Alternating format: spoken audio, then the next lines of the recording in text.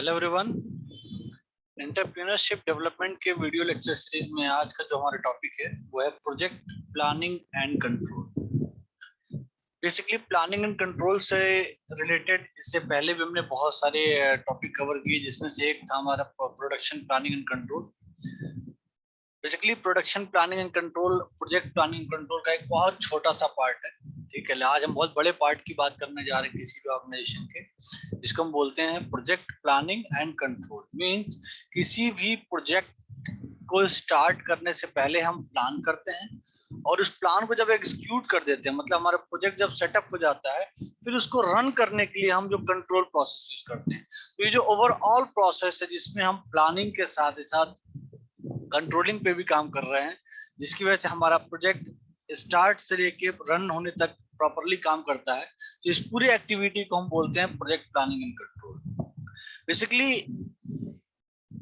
एक single project या फिर कोई एक सिंगल इंडस्ट्री डेफिनेटली उसके ओनर को, उसके मैनेजमेंट को, उसके स्टेक होल्डर्स को बहुत प्रॉफिट देती है, कभी कभी लॉस भी देती है।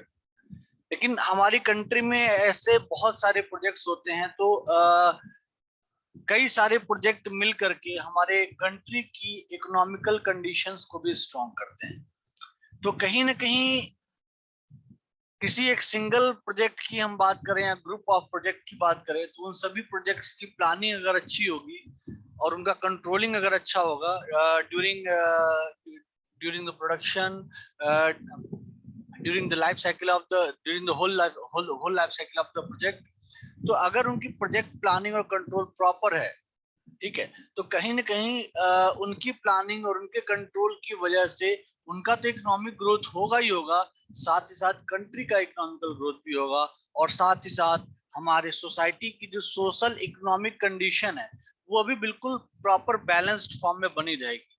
सोशियो इकोनॉमिक कंडीशन का मतलब यहाँ पे ये है कि हम उन इंडस्ट्रीज के थ्रू, उन प्रोजेक्ट्स के थ्रू अपने सोसाइटी में रह रहे हर एक वर्ग के लिए रोजगार मुहैया करा रहे हैं। उनको उनकी आवश्यकता, जिन भी चीजों की आवश्यकता, उनकी आवश्यकता को वो फुलफिल कर रहे हैं, उनके रिक्वायरमेंट को फुलफिल कर रहे हैं। तो कहने का मतलब ये है कि प्रोजेक्ट जो है अपने आप में बहुत बहुत ही हेल्पफुल होता है हमारी सोसाइटी के लिए और हमारी कंट्री के लिए।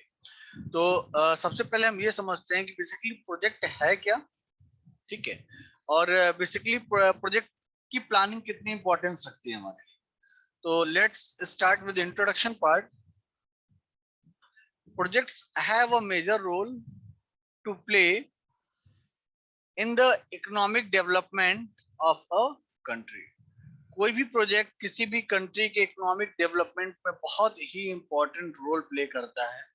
Since the introduction of planning in our economy, we have been investing large amount of money in projects related to industry, minerals, power, transportation, irrigation, education, etc., with a view to improve the socio-economic condition of the people. तो project जो है, चाहे वो project कैसा भी हो, ठीक है, चाहे वो इंडस्ट्रियल सेक्टर का प्रोजेक्ट हो, माइनिंग सेक्टर का प्रोजेक्ट हो, चाहे वो पावर सेक्टर का प्रोजेक्ट हो, चाहे वो ट्रांसपोर्टेशन से रिलेटेड हो, चाहे वो कृषि से संबंधित हो, सिंचाई से संबंधित हो, चाहे एजुकेशन से संबंधित हो, कोई भी सेक्टर हो, वो सभी के सभी सेक्टर कुछ इन्वेस्टमेंट लेते तो हैं, लेकिन उस इन्वेस्टमेंट के बिहाफ में वो हमें रिटर्न भी देते हैं, और वो रिटर्न हमारे सोसाइटी की जो सोशियो इकोनॉमिक कंडीशन उसको स्ट्रॉन्ग करती है, और उस स्ट्रॉन्गनेस की वजह से हमारी कंट्री भी जो है वो स्ट्रॉन्ग होती है, और हमारी कंट्री की जो इकोनॉमिक कंडीशन वो भी स्ट्रॉन्ग होती है। These projects are designed with the aim of efficient management, earning adequate return to provide for future development with their own resources. In project की जो प्लानिंग होती है, देखिए आप अब प्लानिंग वाली बात हम कर रहे हैं, प्रोजेक्ट की प्लानिंग कह रहा है कि हम जब भी प्रोजेक्ट को डिजाइन करते हैं तो हमारा मेन मोटो क्या होता है कि जो मैनेजमेंट है, जो उस पूरे ऑर्गेनाइजेशन को अपना एडमिनिस्ट्रेशन देगा, वो ही बिल्कुल इफिशियंट होना चाहिए, क्योंकि अगर वो इफिशियंट नहीं है तो जो भी प्लानिंग होनी है वो प्रॉपर प्लानिंग नहीं होगी, और ना ही तो उसका प्रॉपर एग्जीक्यूशन होगा, ना ही तो उसकी प्रॉपर कंट्रोलिंग होगी। Earn adequate return to provide for future development with their own resources. जो भी हम उस बिजनेस से या फिर अपने एफिशिएंट मैनेजमेंट की वजह से जो भी हम प्रॉफिट अर्न कर पा रहे हैं, तो उस अर्निंग प्रॉफिट को फिर हम क्या कर रहे हैं, अगेन उसको इन्वेस्ट कर रहे हैं ताकि हम उससे और रेवेन्यू जनरेट कर सकें। तो कहने का मतलब ये है कि प्लानिंग जो है बहुत इंपॉर्टेंट रोल प्ले करता है। इसी प्लानिंग पे हमारा पूरा का पूरा सेटअप टिका होता है, हमारी पूरा प्रोडक्शन प्रोसेस टिका होता है, हमारा पूरा कंट्रोलिंग प्रोसेस टिका होता है। तो कहने का मतलब अपने ऑर्गेनाइजेशन में, अपने इंडस्ट्री में, अपने बिजनेस ऑर्गेनाइजेशन में हम जो भी एक्टिविटीज को एग्जीक्यूट करते हैं, उन एक्टिविटीज को हम पहले प्लान करते हैं। तो बिफोर एग्जीक्यूशन, यानी एक्टिव एंटिटी में आने से पहले हम पैसिव एंटिटी में उसको प्लान कर लेते हैं, वो चीज है क्या, कैसे करना है, आने वाली प्रॉब्लम को कैसे रिजॉल्व करना है, ठीक है, उसके क्या प्रॉस हैं, क्या कॉन्स हैं, उन सभी चीजों को ध्यान में रखते हुए हम बिल्कुल प्रॉपर प्लानिंग कर लेते हैं। फिर उस प्लान को जब एग्जीक्यूट करते हैं तो हो सकता है ड्यूरिंग एग्जीक्यूशन हमें कुछ प्रॉब्लम फेस करनी पड़े, या हम पहले ही कुछ ऐसा करें कि वो प्रॉब्लम अकड़ ही ना होने पाए, तो उसी को हम बोलते हैं कंट्रोलिंग।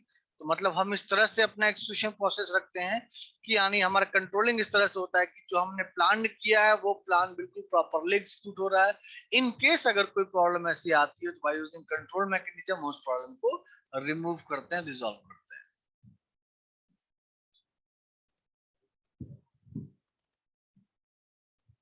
अब अगर बात करें concept of project and project management, तो बेसिकली हम कभी प्लानिंग की ही बात कर रहे हैं, ठीक है, अभी हम कंट्रोल पे नहीं गए हैं। तो प्लानिंग में जो सबसे इम्पोर्टेंट रोल प्ले होता है वो प्रोजेक्ट मैनेजमेंट का होता है। तो सबसे पहले जो जो प्रोजेक्ट मैनेजर है, जो प्रोजेक्ट को मैनेज कर रहा है, वो हम चूज करेंगे प्रोजेक्ट के अकॉर्डिंग। तो सबसे पहले समझना होगा कि प्रोजेक्ट का कॉन्सेप्ट क्या है, प्रोजेक्ट मैनेजमेंट का कॉन्सेप्ट क्या है। The term project has a wider meaning. A project is accomplished by performing a set of activities. For example, construction of a house is a project. The construction of a house consists of many activities like digging of founding pits, construction of foundation, construction of walls, construction of roof, fixing of doors and windows, fixing of sanitary fittings, wiring, etc., etc. Another aspect of project is the non-routine nature of activities. Each project is unique in the sense that the activities of a project are unique and non-routine. A project consumes resources. The resources required for completing a project are men, material, money, and time. Thus, we can define a project as an organized program of predetermined group of activities that are non-routine in nature and that must be completed using the available resources within the given limit time. जैसा कि आपको अभी मैंने यहाँ बताया है कि जो प्रोजेक्ट जो है एक सेट ऑफ एक्टिविटीज है, ठीक है। तो उस सेट ऑफ एक्टिविटीज को जब भी हम परफॉर्म करेंगे तो उन सेट ऑफ एक्टिविटीज में बहुत सारी चीजें आएंगी। जैसे कि एग्जांपल के तौर पे अगर आप किसी घर को बनाने के लिए अगर प्लान कर रहे हैं तो वो बेसिकली आपके लिए प्रोजेक्ट है। तो बेसिकली आप उस प्रोजेक्ट को किसी कॉन्ट्रैक्टर को हैंड ओवर करेंगे। तो बेसिकली वो कॉन्ट्रैक्टर उस घर को बनाने के लिए सेट ऑफ एक्टिविटीज, बहुत सारे सेट ऑफ एक्टिविटीज को एग्जीक्यूट करेगा। जैसे कि गड्ढा खोदना, ठीक है, उसमें उसका बेस तैयार करना, पिलर खड़ा करना, वॉल को तैयार करना, छत लगाना, उसके उसका प्लास्टर करना, उसकी वायरिंग करना, प्लम्बिंग काम, बहुत सारे काम होते हैं किसी भी घर को बनाने के लिए। तो वो जो सेट ऑफ एक्टिविटीज हैं जिनके एग्जीक्यूशन के बाद हमारा घर बन के तैयार हो जाएगा, यानी प्रोजेक्ट कंप्लीट हो जाएगा, उस उस सारे एक्टिविटीज को अगर देखा जाए तो वो एक्टिविटीज मिल करके एक हमारे प्रोजेक्ट को डिफाइन करती है। और बेसिकली उस प्रोजेक्ट की अपनी एक टाइम लिमिट होती है, हमें उस टाइम लिमिट में ही और एक लिमिटेड रिसोर्सेज में ही अपने उस प्रोजेक्ट को कंप्लीट करना होता है। So a project typically has a distinct missions that it is designed to achieve and a clear termination point. The achievement of the mission. Project is an organized unit dedicated to the attainment of a goal. The successful completion of a project completion of a development project on time with budget in conformance with predetermined program specification. Same चीज जो मैंने आपको बताया कि जो हम project develop कर रहे हैं उसमें हमें टाइम कंस्ट्रेंट्स को भी ध्यान में रखना है, बजट कंस्ट्रेंट्स को भी ध्यान में रखना है, मतलब जो रिसोर्सेज दिए हुए हैं उसी रिसोर्सेज में कम से कम खर्चे में हम दिए हुए समय में अपने प्रोजेक्ट को सही तरह से कंप्लीट कर लें। सही तरह से कंप्लीट करने का मतलब जो प्रोग्राम स्पेसिफिकेशन है, प्री डिटरमाइंड प्रोग्राम स्पेसिफिकेशन, जैसा कस्टमर ने यूजर की रिक्वायरमेंट है उसके हिसाब से जो भी उसकी स्पेसिफिकेशन उसके अकॉर्डिंग उसको उसका जो भी प्रोजेक्ट है वो कंप्लीट करके उसे हैंड ओवर करें। तो ये था basically project and project management. अगर प्रोजेक्ट की कैरेक्टरिस्टिक्स की बात करें तो देखिए प्रोजेक्ट में बहुत सारी चीजें हैं जिनको हमें फॉलो करनी ही होती है। यहाँ यूं कहें कि प्रोजेक्ट में उन चीजों का होना बहुत जरूरी है, तभी वो प्रोजेक्ट सक्सेसफुल होता है। तो कैरेक्टरिस्टिक्स ऑफ प्रोजेक्ट में जो पहला कैरेक्टरिस्टिक्स है वो है ऑब्जेक्टिव, दूसरा है लाइफ साइकिल, तीसरा यूनिकनेस, चौथा है टीम वर्क, पांचवा है कॉम्प्लेक्सिटी, छठवां है risk and uncertainty, and seventh है कस्टमर स्पेसिफिक नेचर, एट्थ है चेंज, नाइन्थ है ऑप्टिमैलिटी, टेंथ है सब कॉन्ट्रैक्टिंग एंड 11th है यूनिटी इन डाइवर्सिटी।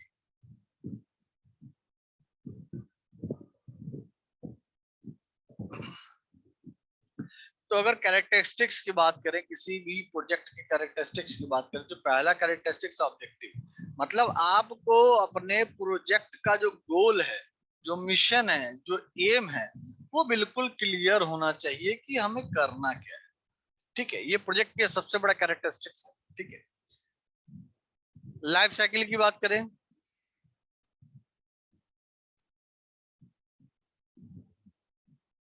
किसी भी प्रोजेक्ट की जो है अपने एक लाइफ साइकिल होती है। ठीक है, जिसमें बेसिकली हमारे 5 स्टेजेस होते हैं।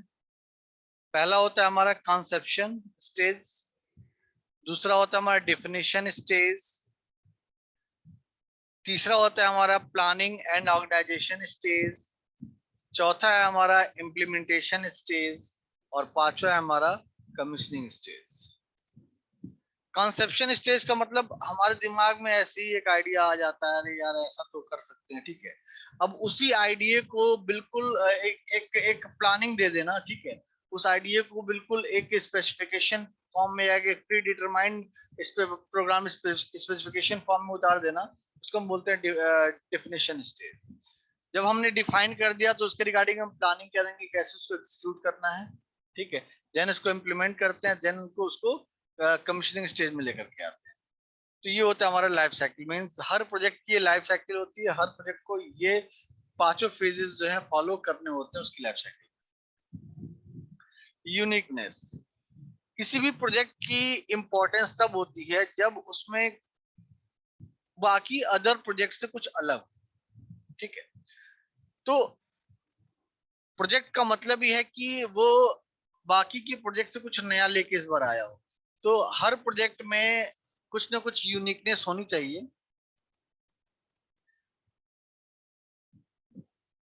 ठीक है, तो जैसे कि यहाँ कह रहा है, देखिए every project is unique and no two projects are similar. Setting up a cement plant and construction of a highway are two different projects having unique feature.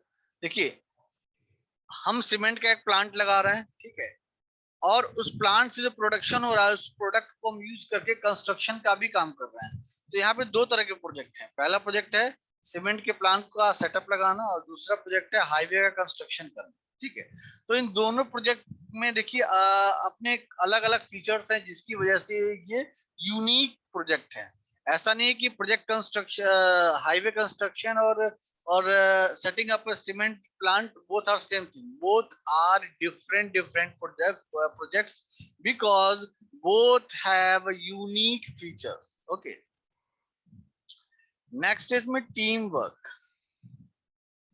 Team work की अगर बात करें तो देखिए हमेशा बताया जाता है किसी भी बड़े काम को हम अकेले नहीं कर सकते। किसी भी बड़े टास्क को एग्जीक्यूट करने के लिए उसको कंप्लीट करने के लिए, उसको अपने मिशन तक पहुंचाने के लिए हमें टीम वर्क की जरूरत होती है।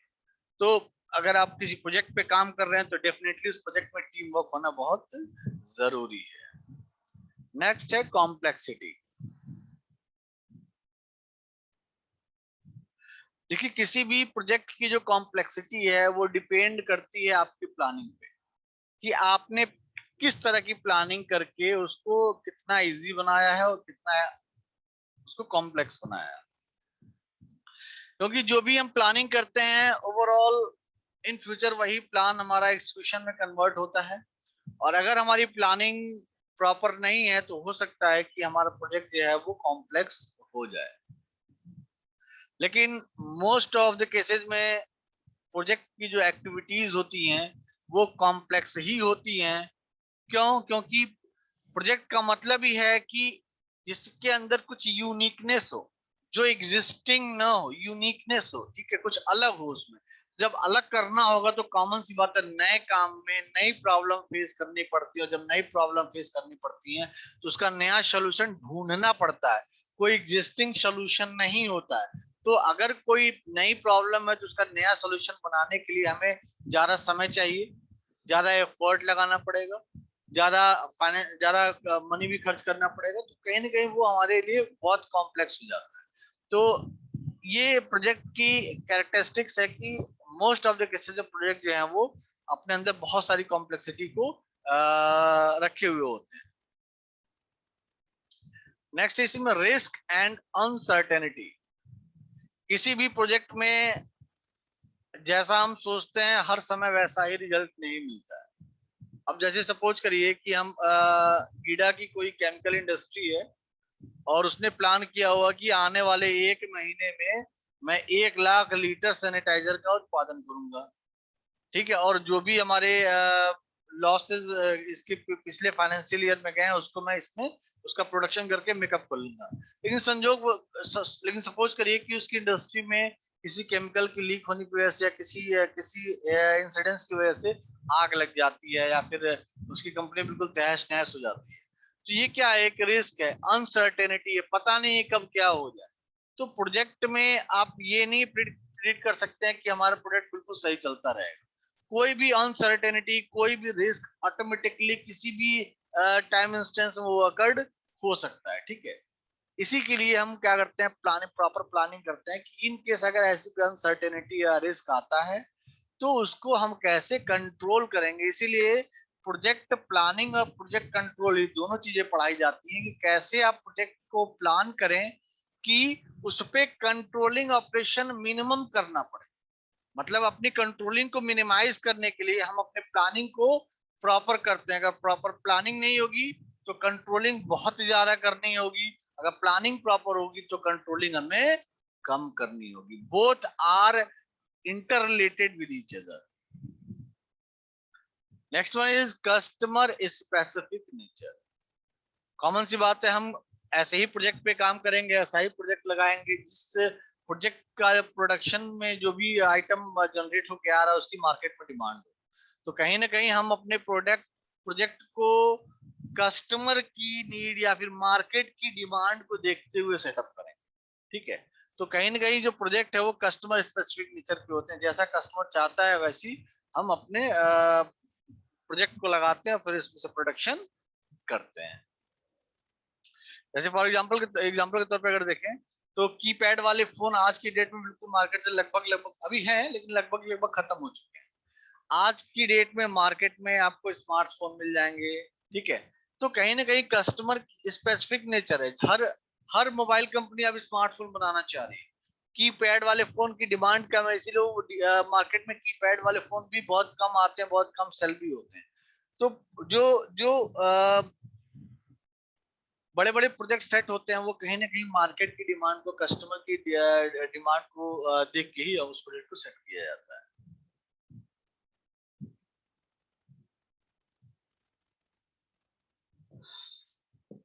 चेंजेस, अभी ऊपर हमने रिस्क और अनसर्टेनिटी की बात किया था, उसी तरह से चेंजेस भी हैं कि किसी भी प्रोजेक्ट की लाइफ साइकिल में कभी भी कोई भी चेंजेस आ सकते हैं।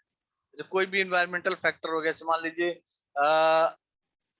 गर्मी बहुत ज्यादा पड़ने लगी, ठीक है, तो कहीं ना कहीं जो हमारा प्रोजेक्ट है जो कि आइसक्रीम का प्रोडक्शन करता है, ठीक है, या फिर हमारा जो प्रोजेक्ट है वैक्सीन बनाती है, तो कहीं ना कहीं वो हमारे प्रोडक्ट को डिस्ट्रॉय करेगा। तो जो जो चेंज, कुछ ऐसे इन्वायरमेंटल फैक्टर्स या कुछ ऐसे सिचुएशंस है जिनके चेंज होने की वजह से हमारे प्रोजेक्ट पे इम्पैक्ट पड़ता है, हमें उन चीजों को ध्यान में रखना होगा।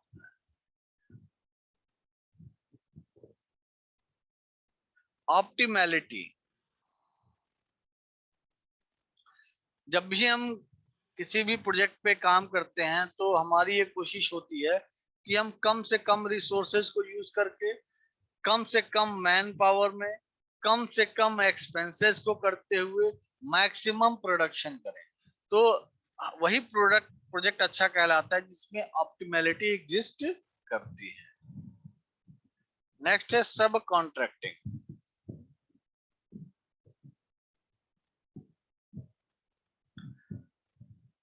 कह रहा है a high level of work in a project is done through contractor. देखिए प्रोजेक्ट में ऐसी बहुत सारी चीजें होती हैं जो हमारे द्वारा ही नहीं हो सकती, ठीक है, उसके लिए हमें और भी लोगों की हेल्प लेनी होती है। तो जो बहुत बड़ा कॉम्प्लेक्स टास्क होता है उसके लिए हमें कॉन्ट्रैक्टर हायर करना पड़ता है, उसे कंसल्टेशन लेना पड़ता है, फिर उसके अकॉर्डिंग हम चीजों को प्लान करते हैं। The more the complexity of the project, the more will be extent of contracting। मैं वही जो मैंने बताया आपको, कॉम्प्लेक्सिटी जितनी ज्यादा होगी हमें उतना ही ज्यादा बाहर से सपोर्ट लेना पड़ेगा, ठीक है, उसी को जो हम एक्सटर्नल सपोर्ट ले रहे हैं उसी को कॉन्ट्रैक्टिंग या सब कॉन्ट्रैक्टिंग बोल रहे हैं। Unity in diversity. A project is a complex set of thousands of varieties.